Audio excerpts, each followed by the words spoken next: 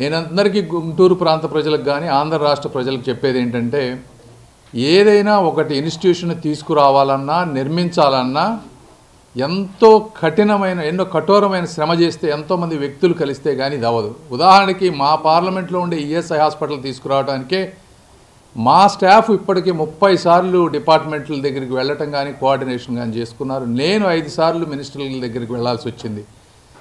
ఈ విధంగా ఒక చిన్న హాస్పిటల్కి అంత వర్క్ ఉంటే ఒక మహానగరాన్ని నిర్మించాలంటే ఈ సంస్థలన్నీ తీసుకురావాలంటే స్టేటు సెంట్రల్లో ఎంత కోఆర్డినేషన్ అవసరమో ఎంతమంది వర్క్ చేయాలో దయచేసి అర్థం చేసుకోండి.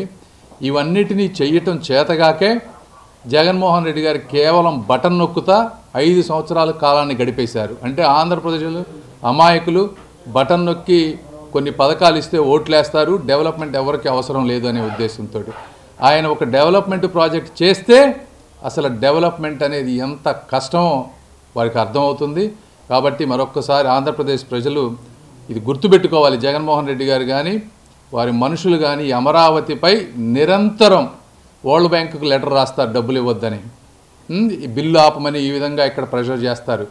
ఇవన్నీ చేస్తూ ఉన్నారు. మీరు దయచేసి అర్థం చేసుకోండి. ఇలాంటి వ్యక్తికి మీరు శాశ్వత రాజకీయ సమాధి చేయకపోతే ఆంధ్ర రాష్ట్ర ప్రజల భవిష్యత్తు అగమ్యగోచరంగా ఉంటుందని మీ అందరికీ మరొకసారి తెలియజేసుకుంటూ మీకోసం నిరంతరం ఎంత కష్టపడాలో అంత కష్టపడి అమరావతిని ముందుకు తీసుకువెళ్తామని మీ అందరికీ తెలియజేసుకుంటా ఉన్నాను.